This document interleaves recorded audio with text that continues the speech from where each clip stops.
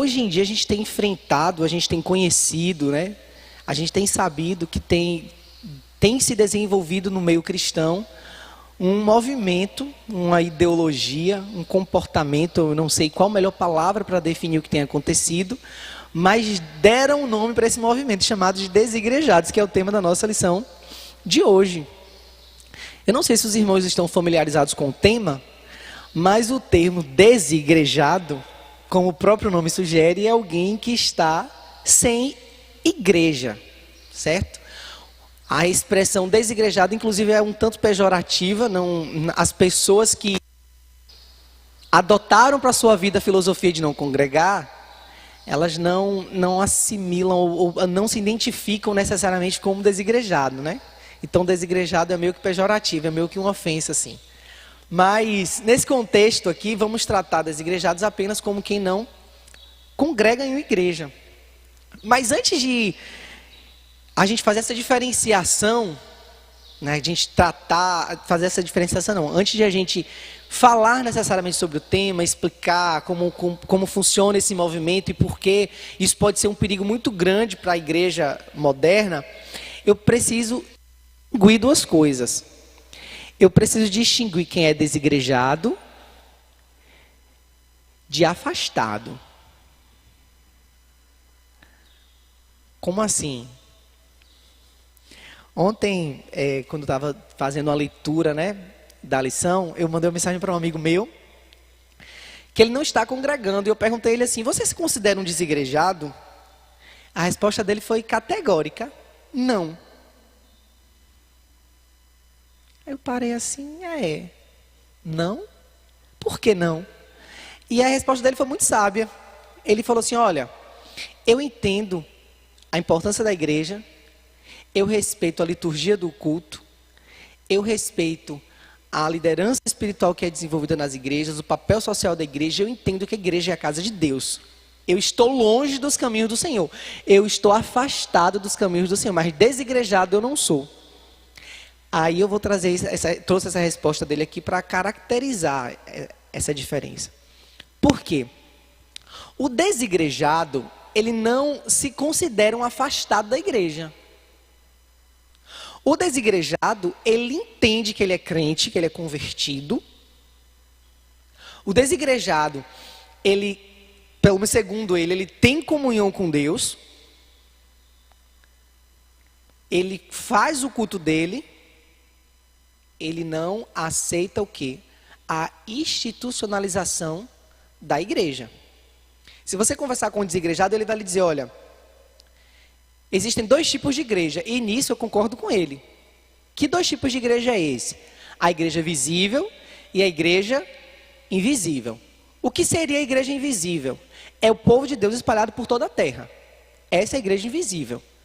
Então, os crentes convertidos em Jesus aqui no Brasil, na Argentina, no Peru, no Uruguai, nos Estados Unidos, na Ásia, qualquer lugar da Ásia, no Japão, na China, no Oriente Médio, não importa. Quando se ouviu o alarido da trombeta, esse povo todo vai ser arrebatado. A igreja invisível. É o povo de Deus, é a igreja do Senhor espalhado sobre a face da terra. Igreja invisível. Mas o que é a igreja visível, então? Somos nós aqui reunidos como igreja institucionalizada, com a placa denominacional. E aí a gente tem a Assembleia de Deus, a gente tem Batista, a gente tem Presbiteriana. Compreendido isso, irmãos? Ficou claro isso aqui? Então, para os desigrejados existem esses dois tipos de igreja, e para mim também, né? A igreja visível e a igreja invisível. Para esse novo comportamento que tem acontecido, eles não aceitam que a igreja institucionalizada seja necessária. O desigrejado, ele despreza a autoridade, ele despreza a necessidade de que se existam igrejas no formato como essa que estamos falando agora. Inclusive você que está me acompanhando pela internet, eu preciso muito falar com você hoje. É importante que você me ouça. Então, não sei se você está com seus computadores, se você está com seu celular, com seus tablets me assistindo aí. Nos comentários aí da live, eu não sei como é que está o pessoal da mídia. Mas me fala aí se você é um desigrejado, se você é um afastado ou se você é um igrejeiro, porque eu sou igrejeiro. Eu gosto de igreja, irmão. Eu vejo a necessidade disso aqui. Muitas vezes a gente vem para o culto e a palavra nesse dia necessariamente não fala com você. Deus não fala necessariamente com você através da pregação do pastor. Ou talvez o professor da escola bíblica dominical nesse dia não tenha sido usado para ministrar necessariamente a sua vida. Mas quantas vezes um irmão que a gente topa no corredor, um diácono que ora pela gente, um irmão que vem dar um abraço caloroso, nós somos curados, nós somos tratados, nós somos ministrados pelo Senhor nesse ambiente de culto.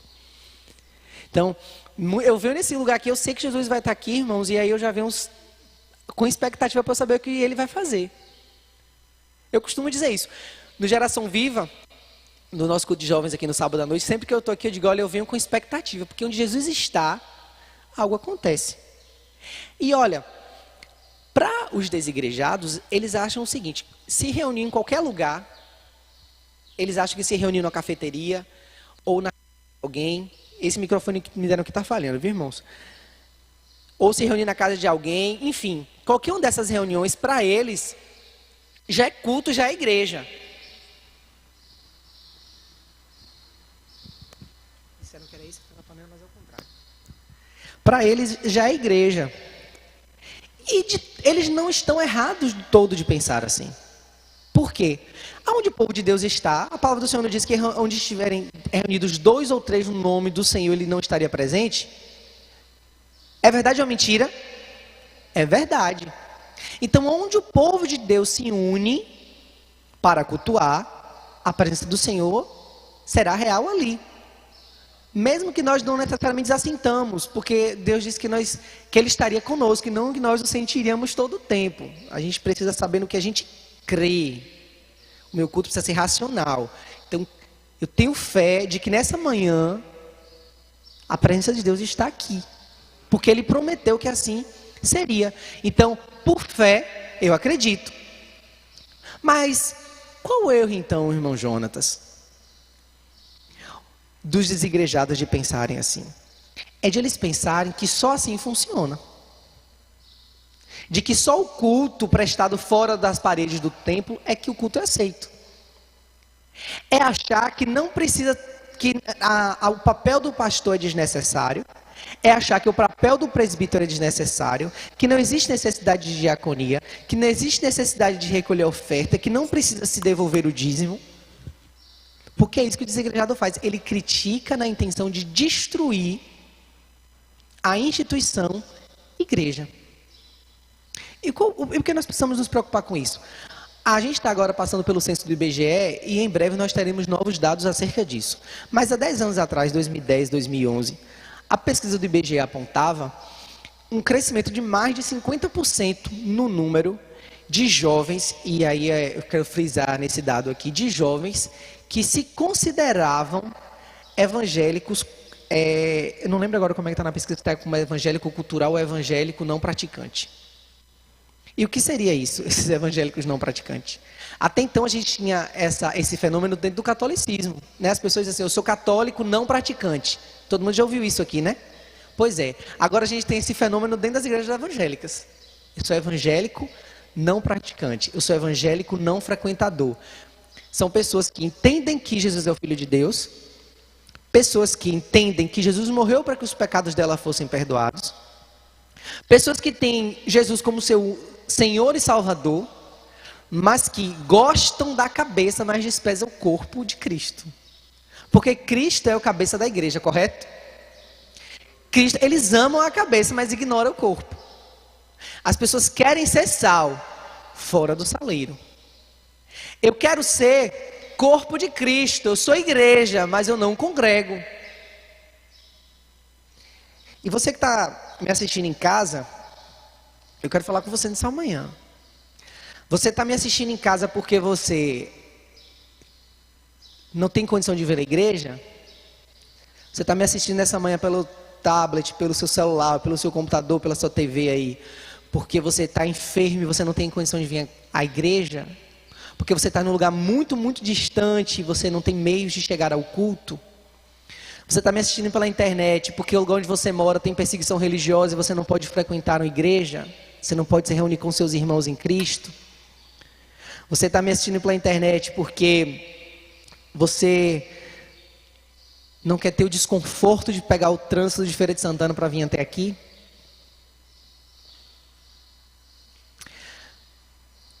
Irmão, você de casa, não me leve a mal não. Mas é muito confortável a gente ficar dentro da nossa casa ouvindo uma boa pregação. É confortável a gente ouvir uma boa aula na nossa casa. E nós sermos descompromissados com o corpo de Cristo. Eu não estou dizendo que todo mundo que está me assistindo é assim. Mas quem é sabe. Por que eu estou falando isso com você? Porque você corre um risco muito grande de achar que você vai conseguir subsistir ao dia mal sozinho. De achar que igreja é só pregação. A gente hoje está vendo o fenômeno aí das mega igrejas. E como é que funcionam os ritos das megas igrejas? Você vai lá porque tem um louvor afinado, tem uma iluminação de púlpito bonita, a pregação do pastor é comovente, você se toca, você chora, você se emociona, é tudo transcendente no culto, tem tudo, mas às vezes falta Cristo no culto. Tem emoção, mas falta transformação. E nós congregamos para sermos transformados. Nós não congregamos para sermos massageados. Nós não congregamos. Isso aqui não é terapia de grupo. Isso aqui não é centro de reabilitação. Isso aqui é igreja, isso aqui é corpo. E como corpo a gente precisa... E eu estou tendo essa conversa difícil com você porque relacionamentos maduros, famílias maduras, com relacionamentos maduros exigem conversas difíceis. E eu preciso ter conversa difícil com você nessa manhã. Porque eu quero entender que você ainda é corpo. Para você entender, você que está em casa, eu ainda quero continuar falando com você. Se eu perder o meu dedo aqui, se o meu dedo for cortado, se meu dedo for amputado, e rapidamente eu pego o meu dedo, vou para o pronto-socorro, acho um médico bom lá, ele põe meu dedo no lugar, o meu corpo vai curar o meu dedo. Mas se eu perco o meu dedo e eu prossigo e deixo o meu dedo lá, o meu dedo ali necrosa, ele vai morrer e eu vou ficar sem um dedo. Aí eu quero saber nessa manhã se você vai escolher ser um dedo ligado ao corpo, ou se você vai querer ser um corpo inteiro longe da cabeça, porque você vai morrer do mesmo jeito. Nós estamos incorrendo nesses dias num perigo muito grande, porque você que está me ouvindo em casa, pode achar que você assistiu o culto pela internet, mas sem se comprometer em congregar, sem se comprometer com participar de uma igreja física, de uma igreja presente. Você pode até achar que você está sendo crente, congregando, sendo edificado, mas na verdade você pode estar sendo iludido. Porque para você a igreja é só a pregação? Para você a igreja é só louvor? Se for só por isso, qualquer DVD, irmão, que você compre de música na sua casa, ou qualquer DVD de pregação do pastor Josué, que resolve sua vida. Você não precisa de fato de igreja nenhuma. Mas igreja não é isso. Igreja não é isso. Olha, eu já estou fora da lição aqui, irmãos. Estou batendo um papo de fato com você, eu estou construindo com você um pensamento. Eu estava conversando com a minha esposa em casa sobre a lição aqui. A lição tem alguns pontos importantes, mas a maior parte do que a gente encontra do comentarista dessa lição aqui, ela poderia ser subtraída. Eu estou falando com você o que eu julgo que para a nossa igreja é mais importante do que eu estar aqui batendo no sentido de excluindo aquele que é desigrejado, quando na verdade eu acho que a intenção e o propósito da igreja é igrejar o que está desigrejado. Não é condenar não, é a gente fazer que ele entenda onde ele está errando e trazer para perto, porque quem cura é o corpo. Quem restaura é o corpo. A ideia não é a gente excluir quem está desigrejado, é a gente ir lá buscar ele e falar, olha, vem aqui para perto porque o calor vai envolver. Vamos juntar as brasas aqui. Certo? Então você que está me ouvindo em casa, se atente. Quais são os motivos pelos quais tem feito você não congregar? Eu tenho uma hipótese. De talvez porque você não esteja congregando.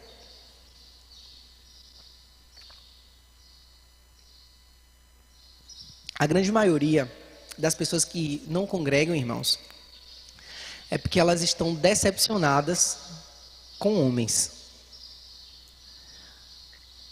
Eu não congrego, pastor, porque o senhor um dia cantou uma música aqui que eu não gostei. Então eu não vim mais aqui nessa igreja que o senhor canta. O outro fala assim, olha, um dia o pastor deu uma palavra aqui muito dura, eu não vou congregar mais. Ou então o irmão fulano cometeu um pecado muito grande e eu não consigo conviver no mesmo ambiente que esse irmão que é pecador. Ah, então não vou congregar mais. Ah, porque em determinada igreja, alguma pessoa da igreja se envolveu num grande escândalo. Eu não vou mais congregar, eu não quero me misturar com isso. Santo, puro, né? Você não erra nunca. E a gente quer culpar o irmão, a gente quer pôr o irmão na cruz, mas a gente não olha para os nossos próprios erros, porque o que a gente faz? A gente se sente confortável em julgar o pecado do irmão que é diferente do nosso. Ou seja, para o meu pecado, perdão e misericórdia, mas para o pecado do irmão, justiça. Então algumas pessoas não congregam porque elas estão decepcionadas com o homem, se decepcionaram com a instituição, e por esse motivo elas deixam de congregar. Mas elas, ao invés de procurarem de repente uma outra congregação para estarem partilhando da experiência de estar no corpo de Cristo, elas simplesmente acham que toda e qualquer instituição está caída no descrédito. E não é bem assim que acontece. Eu ainda tenho outra filosofia. Eu congrego na Cristianismo Sem Fronteiras, irmão. E eu digo direto que aqui é a minha casa, eu me sinto em casa aqui. Quando eu vim morar em Feira de Santana, eu visitei muitas igrejas e procurei de Deus uma direção de onde congregar, e Deus me trouxe para aqui. Eu entendo que Deus me colocou aqui. É uma igreja que preza pelo ensino da palavra. É uma igreja que preza pela organização do culto. É uma igreja acessível. É uma igreja perfeita? Nunca. É a igreja que tem o melhor efetivo de irmãos? Jamais. Mas é a igreja onde eu me sinto em casa. Ah, irmão Jonatas, mas e quando acontece uma coisa errada na sua igreja, você muda de igreja? Você muda de família quando alguém da sua família erra? Ah, o pai brigou com o filho, pastor. Pastor Manassés tem filho. Pedrinho faz uma traquinagem lá, o senhor briga com ele, você vai botar ele para fora de casa? Não vou mais falar com minha esposa porque eu discuti com minha esposa. Não é assim que acontece. Família a gente não corta e joga lá como se fosse folha seca. Não é assim. E para mim, igreja é família. Família a gente trata, família a gente conversa, família a gente perdoa, família a gente escuta. É isso que é família. As pessoas não querem congregar muitas vezes porque estão desgastadas e não querem ter o compromisso de ter uma demanda emocional, uma indisposição ou investir no relacionamento com seu irmão. Eu conheço gente que fala assim, ó, se eu pudesse eu chegava na igreja mudo e saia calado. Tem gente que é assim, porque não quer ter o desgaste emocional de ter que se relacionar. Mas igreja, mais do que palavra talvez, é relacionamento. Porque a gente tem os PGIs aqui? Relacionamento. Porque a gente congrega junto aqui? Relacionamento. Então, irmãos, a importância disso que eu estou falando, a necessidade de a gente congregar e de ser corpo visível, é para que o Senhor se revele em nós através da nossa união, a nossa unidade revela Cristo. Quando o irmão que congrega comigo cai em pecado, e nós como igreja o orientamos, ele é restaurado, o nome de Deus é glorificado nisso. Quando o pecador lá do mundo se converte, chega aqui na nossa igreja, passa pelo discipulado, é batizado, tem a vida transformada, através dos irmãos que promovem o discipulado, da igreja que acolhe, da pregação que transforma, o nome de Cristo ele é glorificado. A partir do momento que eu não quero mais me envolver com a igreja, a partir do momento que eu não quero mais me desprender para estar numa comunidade de irmãos, eu estou te dizendo que eu estou afastando da minha vida a possibilidade de viver milagres, de viver transformação através da ação de Cristo em mim e através de mim. Então você que não congrega, você que não está envolvido numa comunidade de irmãos, você que não está envolvido numa igreja, você está tirando da sua vida a possibilidade de verem milagres acontecerem através da ação do Eterno na sua vida e através da sua vida. E esse é só um dos exemplos das muitas perdas que você tem por não congregar. Ah, irmão Jonatas, e quando você se decepciona com a igreja, quando as pessoas na igreja falam o que você não gosta de ouvir, ou vou agora ser bem mais específico. Quando as pessoas na igreja inventam histórias, como já inventaram a meu respeito, fuxico, a pessoa lá tem um ouvido, está setado pelo inimigo.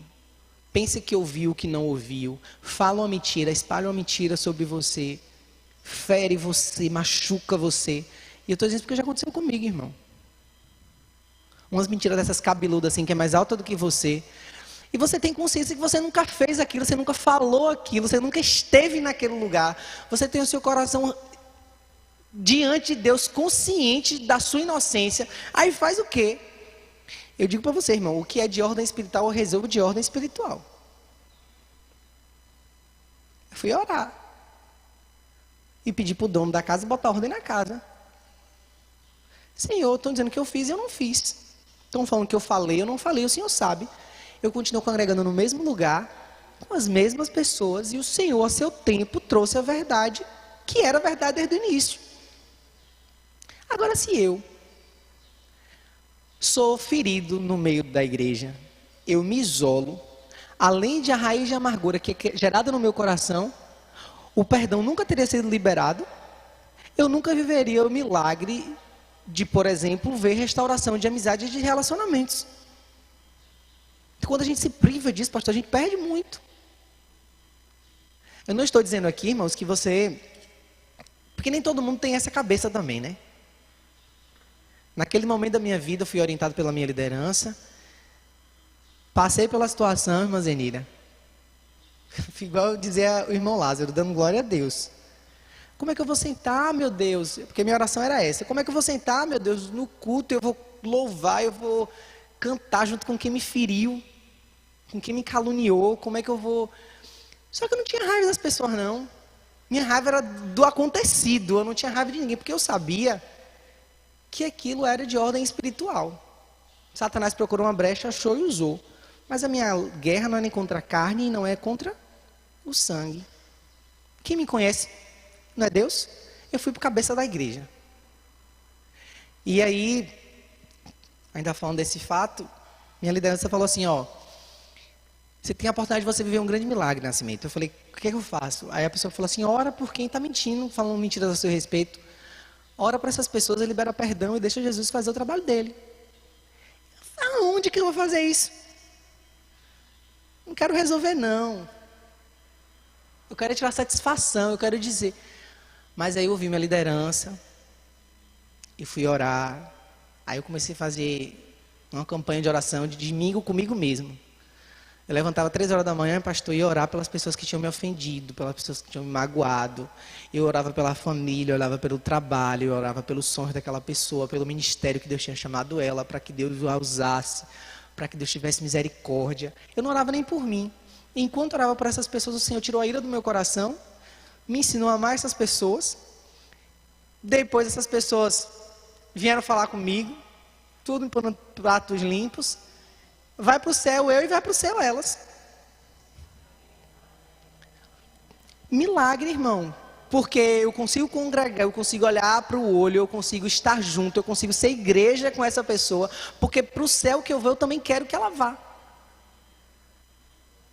Esse tipo de milagre, você não consegue viver se você não congrega. Tá bom? Então, estar na igreja, você é sujeito a esse tipo de coisa também, porque aqui é lugar de vulnerabilidade. Eu estou sujeito a ouvir crítica do pastor Manassés, eu estou sujeito a ouvir crítica do pastor Disney, mas o que quer que aconteça, vai estar aqui para minha edificação, porque nós vamos edificando os uns aos outros. Então, você que está me assistindo pela internet, não ache que você congregar sozinho aí na sua casa, você cumpre o seu propósito de corpo de Cristo. Que Deus habita em você, glória a Deus, a gente sabe disso. Se você aceitou Jesus como seu único e suficiente Salvador, o Espírito Santo já habita em você. Agora você precisa entender que você é parte de um corpo e você precisa de um corpo. Que você não chega no céu sozinho. E essa caminhada que você trilha só é mais difícil do que se você estivesse acompanhado por alguém. É compreensível, irmãos, que alguém que está num local que não tem crente, que não tem igreja para congregar, é compreensível que a pessoa esteja nos acompanhando pela internet, que participe do nosso grupo de WhatsApp da Escola Bíblica Dominical. E caso você que está me assistindo em casa ainda não faz parte, procura o pessoal da mídia aí como é que você faz. A gente vai te encaminhar o telefone do presbítero irmão Fábio, vai te colocar no nosso grupo de WhatsApp da Escola Bíblica, para que nem que seja online você consiga congregar. Mas é importante que você tenha alguém para te auxiliar nessa caminhada, que você não vai nem deve ir só. Agora, falando da lição aqui propriamente dita no tópico 1, a visão do movimento dos desigrejados, ela traz um ensino ou uma pregação que é contra o sistema institucional. Que os desigrejados, além de eles não congregarem, eles criticam e atacam o sistema da igreja organizada como instituição. Agora, pensem só comigo uma coisa aqui. Quem estiver me acompanhando com a lição aí, está vendo, está acompanhando a lição, algumas situações que acontecem por causa disso, dos desigrejados, às vezes eles não irem para a igreja, eles dizem, a igreja é desnecessária, não precisa ter pastor, não precisa ter oferta, ter um som bom na igreja é dinheiro jogado fora, não precisa ter um templo, igreja funciona nas casas. Então elas atacam a instituição. Agora pense em uma coisa comigo aqui, você que está no templo aqui hoje de manhã, está me ouvindo. Como seria a organização? Como funcionaria, por exemplo, se todo mundo aqui fosse desigrejado, né? Digamos que a gente não congrega na igreja e todo mundo fala assim, ó, a gente não vai ter templo, nós vamos cultuar nas casas. Quantas pessoas cabem na sua casa, irmã? Nem 10, né? Na minha deve caber umas 10 também. Mas que mora em apartamento. Cabe o dono da casa, a dona da casa, mais 2 e um cachorro, pronto. Não tem mais espaço. Mas digamos que a pessoa tem espaço grande. Você mora numa mansão, glória a Deus. Sua mansão tem espaço para 500 pessoas. Maravilhoso. Mas como seriam os cultos na sua casa? Com 500 pessoas frequentando sua casa uma vez na semana ou 2 vezes na semana. Quanto tempo demoraria para as primeiras confusões começarem a acontecer? Por exemplo, eu não tenho lugar para sentar, não tenho banheiro suficiente para usar, não tem água para eu beber. É nítido que a gente ia precisar de um outro espaço, porque a casa dos irmãos não comportam. Mas a igreja de Atos, as pessoas não se reuniam em templos. Ô irmão, me faça um chá. Vamos para o livro de Atos capítulo 2, do versículo 6 ou 9, não sei, até o versículo 14, por exemplo, a gente acompanha que a igreja primitiva se reunia nas casas, mas era uma igreja que estava sendo perseguida. Então quer dizer que eu estou com um alvo nas minhas costas, eu vou botar uma placa denominacional da igreja e falar, ó, tá todo mundo reunido aqui, Roma, vem cá, e passa um rolo compressor e mata todo mundo de vez. Os irmãos entendem que é um contrassenso? A igreja primitiva não se reunia em templo, o irmão não se reunia em templo porque não podia. Até porque quando, no contexto do Antigo Testamento, tinha templo e o povo ia. O próprio Jesus ia para o templo do judaísmo, porque era a igreja que tinha, congregava, ensinava, chegou até a ensinar. Eu não vou na igreja porque no Novo Testamento a gente não tem igreja. Quando o apóstolo Paulo escreve a Tito, escreve a Timóteo, estava falando para porque tanto Tito quanto Timóteo eram pastores de igreja nas cidades onde eles estavam. Então vem cá, se Paulo escreveu para Tito e para Timóteo para a boa manutenção ou boa orientação da igreja, porque existia uma igreja naquela cidade que se reuniam como igreja, que evangelizava, que fazia o papel de igreja. Pode até ser, irmãos, que não tinham templo por questão financeira ou por outras questões, mas a igreja naquele lugar era consolidada, conhecida como igreja, discipulada e pastoreada, porque essa é a função de nós todos que fomos chamados pelo Senhor para fazer seu corpo na terra. Aí você diz assim, ó, beleza, na igreja do Novo Testamento não tem placa denominacional, e aí você concorda que existia um povo que se reunia como igreja, ok, certo? Mas essa igreja tinha pastor. E você que é desigrejado, critica a função de pastor, porque você diz que não precisa. Como se na igreja do Novo Testamento, para eles funciona assim. A igreja do Novo Testamento, que existia uma congregação de irmãos, mas que não existia pastor, não existia presbítero, não existia diaconia. E isso é mentira. A igreja do Novo Testamento podia não ter um templo físico, mas a igreja do Novo Testamento possuía pastor, tinha diaconia, tinha presbitério, tinha os missionários que levavam a palavra, tinha ação social desenvolvida por aquela igreja, mesmo que não tivesse um templo. A prova disso é que a gente vê que no livro de Atos, no capítulo 4, meu Deus, se eu estiver errado, pastor Disney, me corrige aqui, começou a ter uma certa engresilha entre os irmãos, porque algumas daquelas pessoas da igreja começaram a questionar o seguinte: olha, algumas viúvas, alguns órfãos estão passando necessidade pela falta ou pela má distribuição da renda que a igreja recebe. A igreja recebia a oferta, a igreja recebia o dízimo ali, e era dividido para que ninguém passasse necessidade. E eu estou falando isso aqui porque, para você que está me ouvindo em casa, para você que está me ouvindo aqui, para você que diz que a igreja do Novo Testamento não possuía hierarquia institucional, para você ver que você está errado. Existia hierarquia, existia instituição, mesmo que não tivesse um templo. O trabalho social era desenvolvido, a palavra era pregada, os pastores pastoreavam aqueles que iam se convertendo, que Deus da igreja diariamente. Então não me venha dizer, porque a igreja, porque não precisa pastor, porque se todo mundo juntar aqui Deus está presente. Deus está assim, irmão.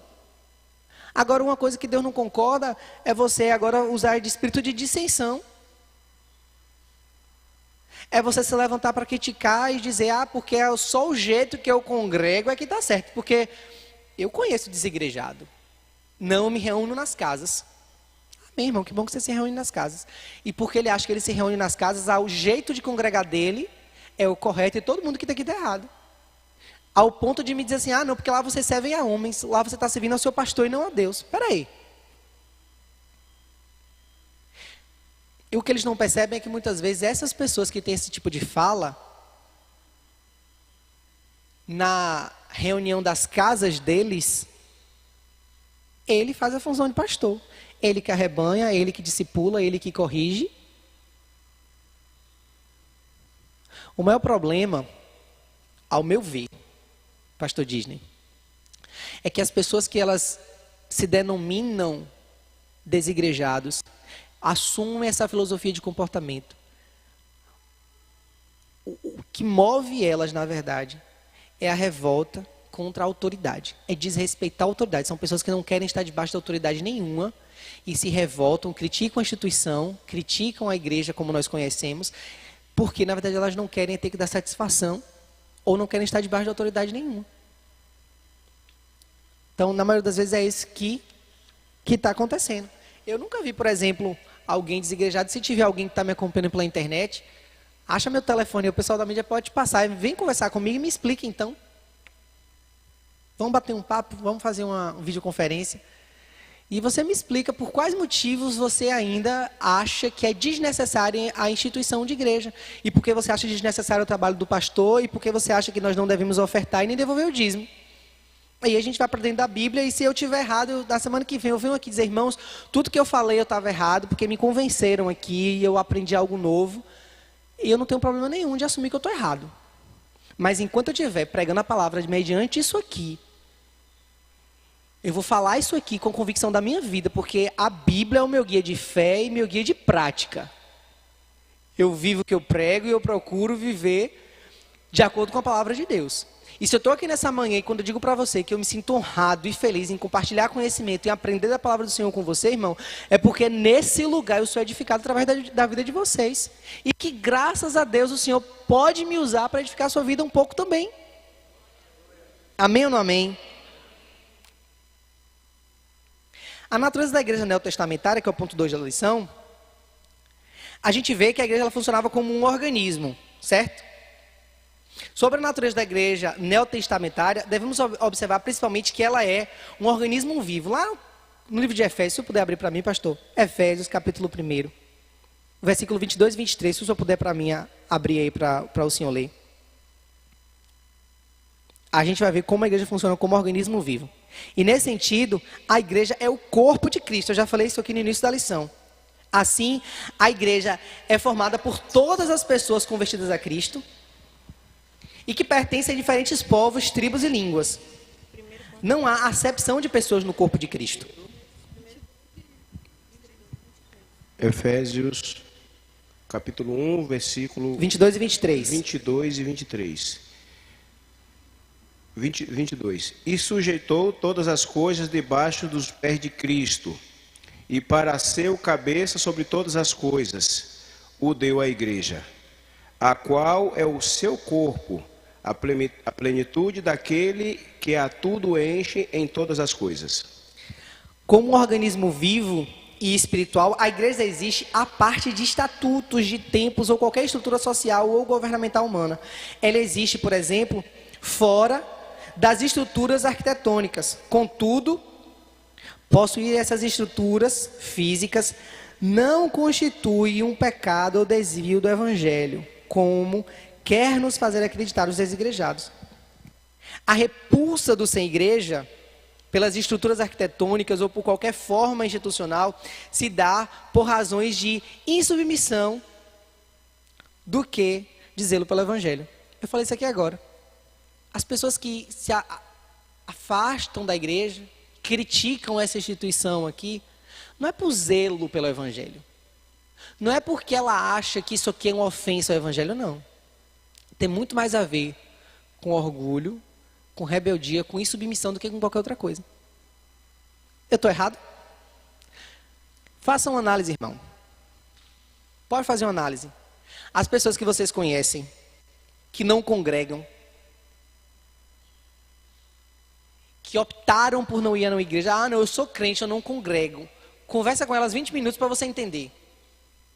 A rebeldia, a ofensa, a crítica contra a instituição. E você vai ver que não é um zelo pelo evangelho, não. Não é dizer assim, ó, eu não vou na igreja porque a Bíblia diz que a gente não deve ter igreja. Não é por isso. Eles não vão por quê? Porque são insubmissos. E como um organismo, nós também nos organizamos como uma organização, que é o ponto 2 da segunda parte da lição. Os desigrejados, eles alegam pertencer à igreja puramente orgânica. Contudo, biblicamente, não existe organismo sem organização. Observem uma coisa. Função sem forma e igreja, sem mínimo de institucionalização. Quase não sai. Assim, o corpo humano, que é um organismo vivo, contudo organizado, a igreja também possui organização. Observe, as células do seu corpo, a estrutura do corpo que você tem, é um organismo que é organizado. Observe como cada célula sabe para qual parte do corpo ir. Cada hormônio que o nosso cérebro produz, cumpre exatamente uma função. Observem como cada parte do nosso corpo desempenha a sua função para que o todo funcione bem. A igreja não é diferente. É um organismo vivo e que, como organismo vivo, precisa se organizar. Por melhor intenção, irmãos, que tenha alguém. Meu Deus do céu, ele pode ter a melhor intenção do mundo em fazer uma igreja nos lares, por exemplo, e não ter instituição, mas não vai demorar muito tempo para ele perceber a urgência e a necessidade de organização e padronização nos serviços para o bom andamento do trabalho. Eu conheço, de certa forma, igrejas sérias,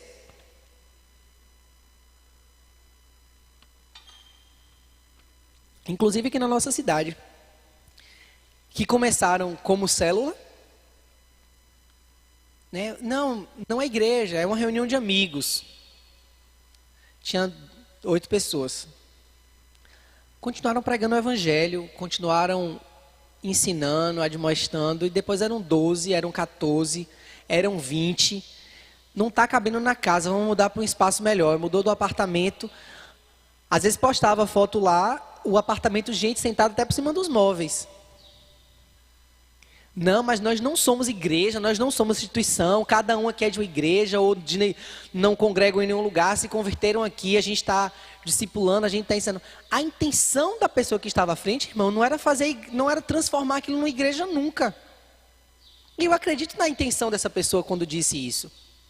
Só que depois, irmãos, a gente tinha 200 jovens, 300 jovens no mesmo lugar. Hoje é uma igreja. Tem uma placa denominacional, tem o dia de culto, tem o dia das reuniões. É uma questão de tempo. Porque a organização vai transformar o que é orgânico possível. Porque, pastor Disney, observe só. Se uma comunidade, ela cresce, ela prospera nesse sentido, alcança muitas pessoas, pessoas se convertem, são ensinadas, são discipuladas. Se não organizar, vai dividir, vai dissuadir e vai se extinguir. E eu estou falando aqui não é nem de fé agora, irmão, eu estou falando de gestão. Que às vezes, as igrejas elas precisam se institucionalizar para elas conseguirem continuar existindo. Amém ou não amém? Já terminando a nossa lição, na terceira parte, eu só queria falar sobre a importância e a necessidade da igreja. O ponto 1 diz aqui que a igreja é a família de Deus. Disse isso logo no início da nossa lição. Ah, mas como assim? A igreja é a família de Deus. No livro de Efésios, capítulo 2, versículo 19, pastor Disney, o senhor que está com o livro de Efésios aberto aí, leia para a gente, por favor. Como família de Deus, a igreja tem Cristo como sendo o cabeça. Contudo, como acontece com toda a família, a igreja também possui comando, direção e regras às quais devem se submeter. Os cristãos verdadeiros, portanto, como acontecia na igreja do primeiro século, devem se reunir para adorar a Jesus Cristo como Senhor da igreja. É nesse contexto que acontece a integração do crente com a igreja local. O importante nisso tudo é o sentimento de pertencimento ao corpo de Cristo que o grupo proporciona. Não podemos ser igreja sem sermos antes uma família. Nesse aspecto, a igreja deve discipular seus membros e fomentar a comunhão uns com os outros, o sentimento e a irmandade, respeito e reconhecimento mútuo deve dominar o ambiente da igreja local. Pastor Disney? Sim. Efésios capítulo 2, versículo 19. Assim, vocês não são mais estrangeiros e peregrinos, mas concidadãos dos santos e membros da família de Deus. Amém? Nós somos o corpo de Cristo. Nós somos uma família. Todo aquele irmão que aceitou a Cristo como Senhor e Salvador, foi dado a essa pessoa o direito de ser chamado filho de Deus.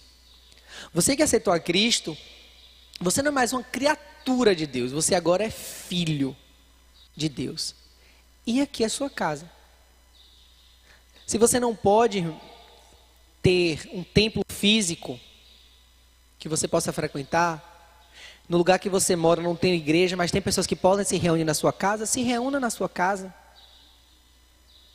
Veja o pastor que pode lhe pastorear de onde você está, mas tem uma igreja física, no caso que eu digo uma igreja orgânica para você estar. Não desmereça a organização institucional da igreja de Cristo, porque você faz parte dela, você precisa fazer parte dela. Permita-se ser discipulado, ser esmerado, ser melhorado no relacionamento fraternal.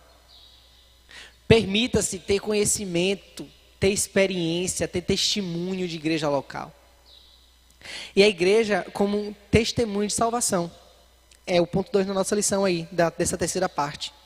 Se por um lado o apóstolo Paulo chamou a igreja de família de Deus, em Efésios capítulo 2, 19, que nós acabamos de ler, por outro lado, esse mesmo apóstolo apresentou com que fim essa família ela foi criada. Efésios capítulo 3, versículo 10. Para que agora, pela igreja, a multiforme sabedoria de Deus seja conhecida dos principados e potestades nos céus. Eu vou reler. Para que agora, pela igreja, a multiforme sabedoria de Deus seja conhecida nos principados e potestades nos céus.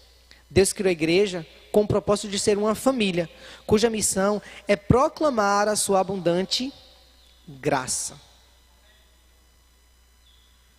De fato, o apóstolo Pedro disse que a missão da igreja é proclamar virtudes daquele que nos chamou das trevas para a sua maravilhosa luz. 1 Pedro, capítulo 2, versículo 9.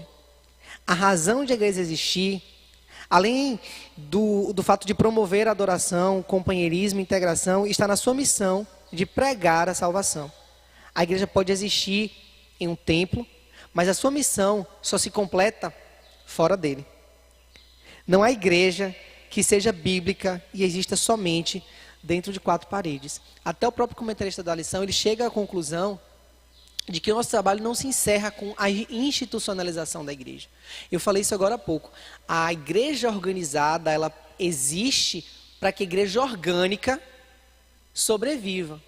Organizar os nossos horários, os nossos dias de culto, organizar a distribuição das ações sociais, administrar os problemas que chegam, que se nós estivéssemos sem instituição não seria possível de fazer. Agora, o nosso trabalho, o nosso chamado está muito além das paredes do templo. Todo mundo que está aqui precisa entender que o fato de você vir aqui na igreja não cumpre e não encerra o seu chamado como igreja. A gente precisa sair daqui hoje com essas 2 visões bem claras. Eu não posso ser um desigrejado, mas eu também não posso estar dentro de uma igreja sendo apenas instituição. Eu não posso estar dentro de uma igreja, dentro de uma comunidade, sendo apenas uma placa denominacional. Eu preciso entender que o meu chamado, ele acontece aqui, mas ele acontece também para além das paredes do templo. O meu chamado como igreja, a minha função de igreja, ela se conclui não apenas quando eu venho no culto e eu levanto a minha mão durante o louvor. Ele não se conclui quando eu venho apenas à escola bíblica, mas sobretudo ele precisa acontecer depois da bênção apostólica, quando eu me relaciono com meu irmão, quando eu edifico a vida de alguém, quando eu abençoo a vida de alguém, quando eu permito que a vida de alguém me abençoe também. Isso está claro para os irmãos, amém ou não amém? Glória a Deus. Então, a partir de hoje, o desejo do meu coração é que, ao sair daqui nesse domingo, dessa aula, os irmãos consigam ter a percepção de que esse movimento tem se desenvolvido no nosso meio, mas nós precisamos combater esse movimento, não atacando aquele que se desigreja, mas é sendo um motivo para esse desigrejado querer congregar, por saber que aqui é um lugar de acolhimento, é um lugar de desenvolvimento, é um lugar de amor, é um lugar de recepção. E a gente pode fazer isso todo dia. A gente pode fazer isso quando a gente chega no culto aqui, que tem um visitante, que a gente acolhe ele bem. A gente pode fazer isso quando a gente tem um vizinho na nossa casa, um vizinho no nosso apartamento, e que a gente trata ele com amor, com respeito, com gentileza. Quando a gente manifesta o amor de Deus na nossa vida, através das nossas ações na vida do outro. Para que quando você convide ele para vir na sua igreja ou para congregar, não importa, ele olhar para você e falar: poxa vida, fulano é crente, mas fulano é tão amoroso, é tão cuidadoso, é tão responsável, é no meio dessas pessoas que eu quero estar. E uma vez sendo integrada ao corpo de Cristo, ela também passa por essa transformação, para que, contagiada por esse amor, por essa graça que nos alcança, que nos acompanha e que nos transforma, essa mesma graça possa ser usada na vida dela, para que outros possam ser alcançados também. Porque nessa família é assim.